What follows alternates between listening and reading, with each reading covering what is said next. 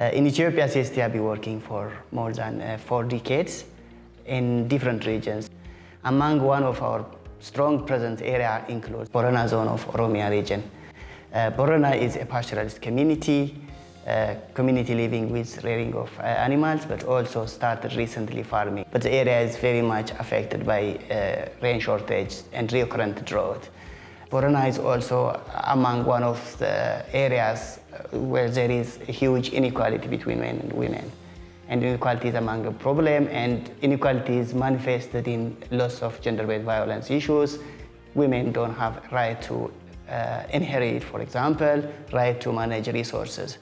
CST has mainly a commitment to support the women in the area, especially for the women. So based on the commitment that we had, we selected dairy value chain. So the reason we selected dairy value chain is it has been found to be the best provident and viable livelihood option for pastoralist communities.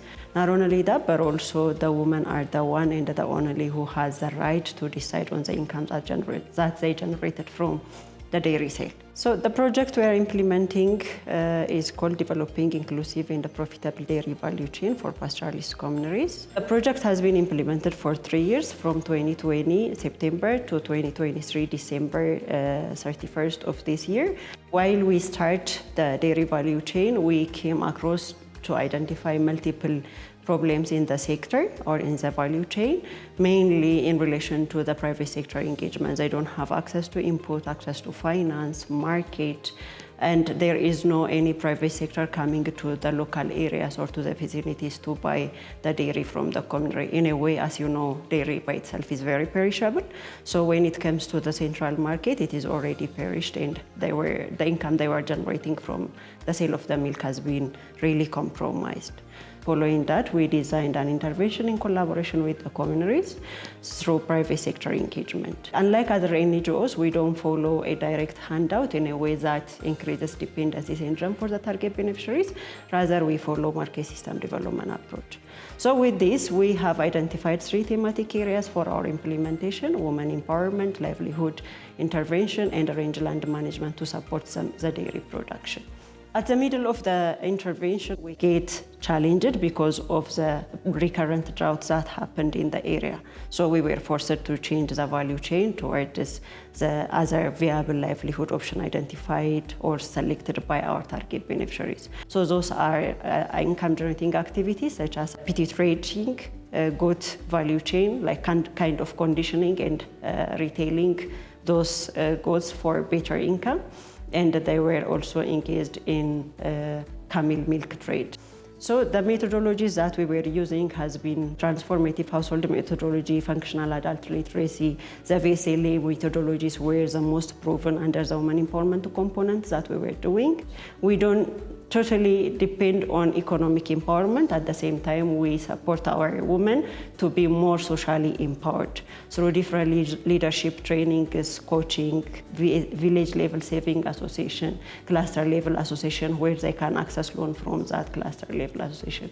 At the same time, they practice rotational leadership in a way that they can practice and be on top of everything and increase their involvement in formal and informal decision-making platforms.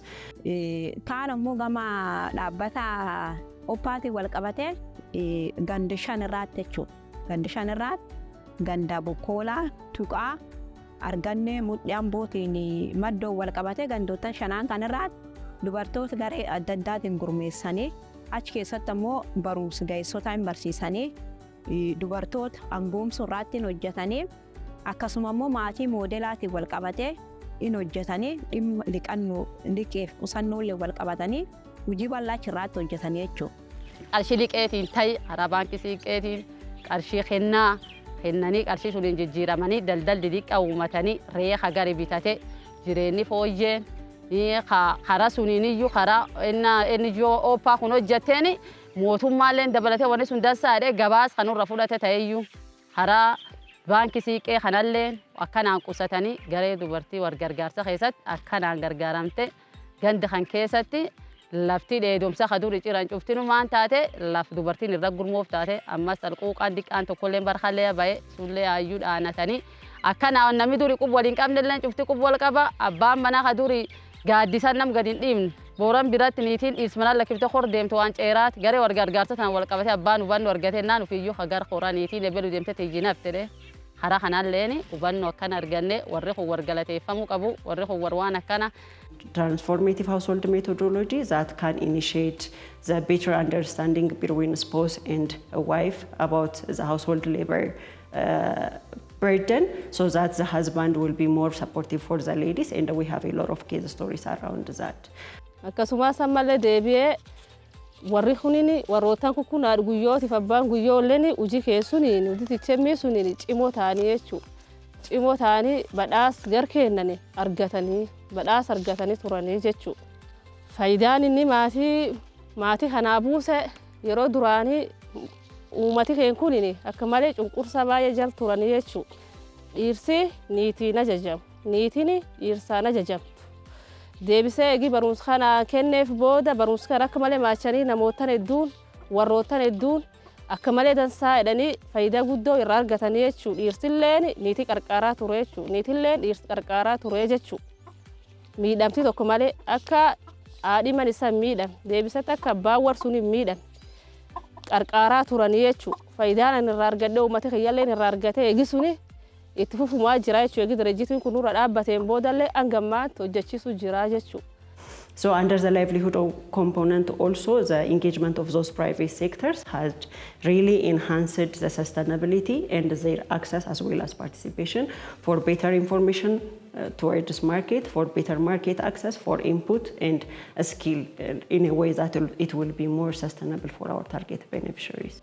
Kan irraa eebbifan veterinary ago jechuun zegan sagal jira eegisuni project hedduu waliin hojjennee jirra FNS faa waliin akkuma dassa waliin hojjechuu jirra qorsallee warri nuu dhiyeessaa nullee nu gari dhiyeessina qorsammoo warkaawusiin nurra fudhate gandi shanaan nurra fudhatee 10% irra buunee fiifi warri fudhatee uummataa dhiyeessu yoo warri birriillee hin qabne fudhatanii harma uummat fagoo jiru kennaniif akkuma dassa jirra diqqoo asiin dura immoo boonii xiqqaan tokko nuqunnamee akka malee rakkoon xiqqoon tokko nuqunnamte rakkoo sun keessatti uummatillee gaafas guddoo rakkate qorsa barbaachisaallee gara Itoophiyaa kana guddoon argane uummati ammoo horiin irra badee nummaan raffaannee qorsa hin gaffinnee fi warri kaawusi irra buunee fagdassa warraa dhiyeessu horii afkaane.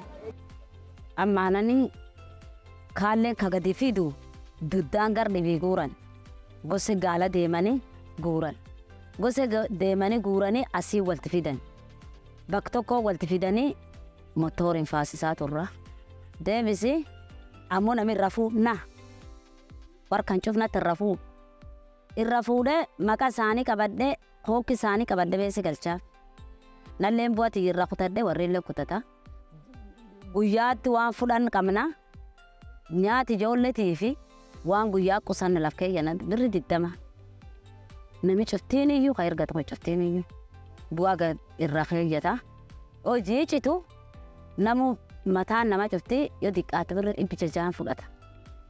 Kajoolleen barsiifatullee kanu kajiyaatti buusii waldaa qusatullee kanu.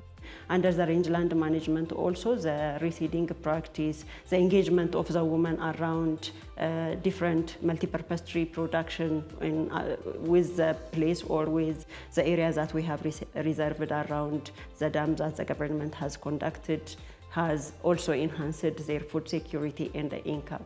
As a result of the changing climate context, the Boranan rangeland is very degraded in a way that the nutrients are taken away.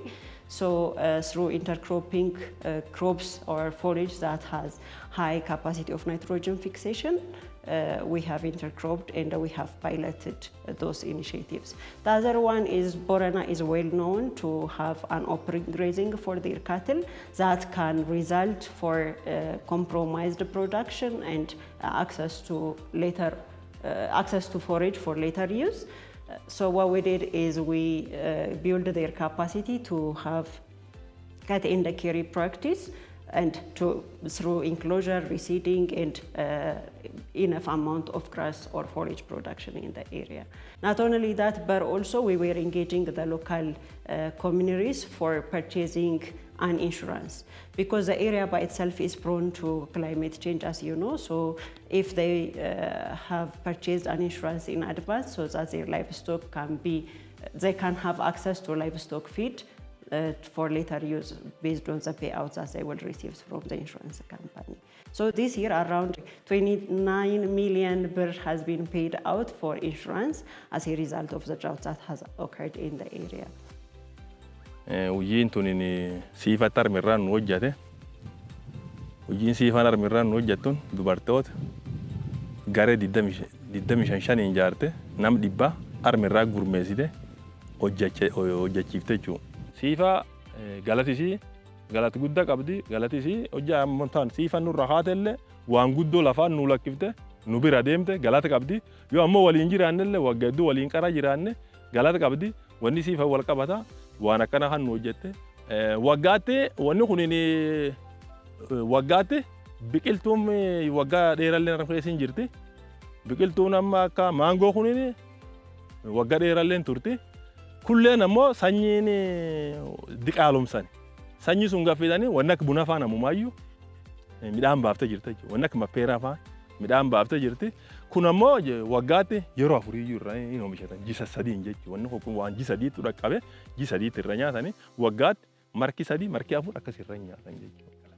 Ayyasanillee galatooma sanillee. Akka maachee uummati kiyyiin narra dhaabbatanii nu barsiisee jedhee hojii tokko malee birrii tokko malee barsiisuu jira jechuudha. Nu nama lama qaxaramee zoonii sadii irra hojjannaa zoonii sadeeni deemnee torbeetti irra hojjannaa jechuudha. Nam 450 hojjannee turre jechuudha. Generally, we are so successful in terms of the implementation. The main result is that we have generated from this is we have reached around 6,600 direct target beneficiaries and around 13,000 indirect beneficiaries as a result of this implementation. Increased income for our target beneficiaries, an average of 18,000 Ethiopian birr on average. Better participation in the decision making by the women, because whenever you have better income, your decision making power will be relatively higher. On other side, the private sector's engagement has created income, at the same time accessing the participation for the target beneficiaries in a way it will be more sustainable, and there is an increased or better understanding toward this livelihood entrepreneurship mindset, and there is a great paradigm shift toward this work. What I saw of the women saving groups, I was amazed how much they had saved and how they were using that money to start small projects themselves. But I fortunately arrived on a day where they were opening the box with all the money and divvying it out, and wow, they'd done well. And it's not a wealthy environment at all, but yeah, they had saved and they lent out to each other and got a small interest back. And yeah, it was really successful.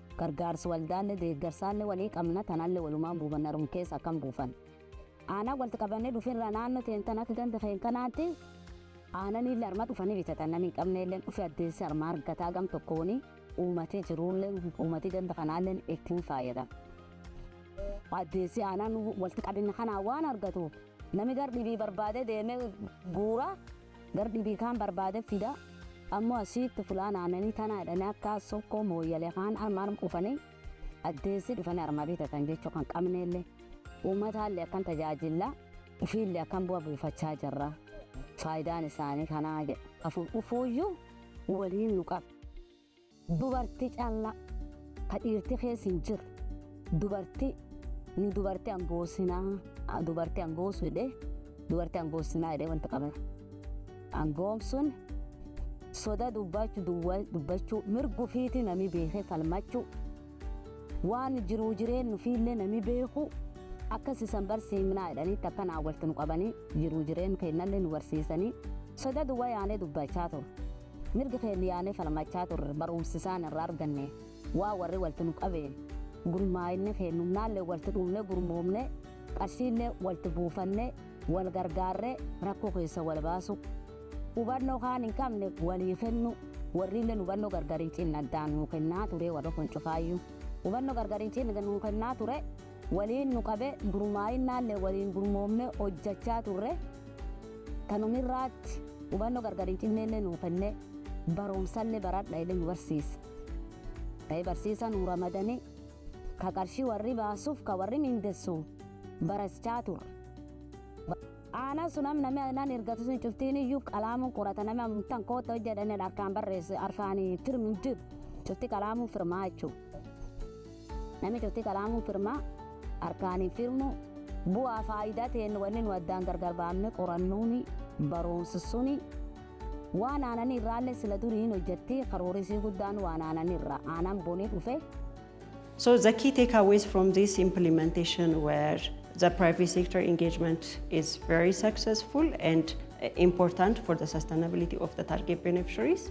And the poor are really marginalized from the market participation, so the engagement of the private sector will be more key for the sustainability and the scalability of any intervention as long as they have an incentive. So CST as an organization is planning to keep on what we have taken away from this implementation, and we have designed another 5 years project following this market system development approach and following the same modalities that we were using. Not only this, but also we are planning to expand in other parts of the world. And one of the last things that I don't want to pass without mentioning is we have established a multi-stakeholders platform that can be a source of information and a platform for bargaining for any policy changes. It has really supported us in terms of getting the buy-in from all the private sectors, the government stakeholders, and the policymakers. So I would really recommend to have this kind of platforms and the coordination among NGOs for better and scalable change and result. For the whole work we do in Borana, I would like to thank our partners, the local community and the local government who make this happen, as well as also our supporter in Ireland, in the UK and in SCIAF. And for this project in particular, the donor JOA. JOA is a great partner. They understand the context and they understand that in an environment like Southeast Ethiopia, it's dry, it's drought prone. So nothing's ever going to go smoothly, and they understand that and worked with us on it, which was great. The partners, yeah, it's a tough environment to implement a project. It was well supervised by our partners in Ethiopia called CST, and the partners who were actually implementing it. Couldn't speak highly enough of them. They were dedicated and did all they could to make the project a success.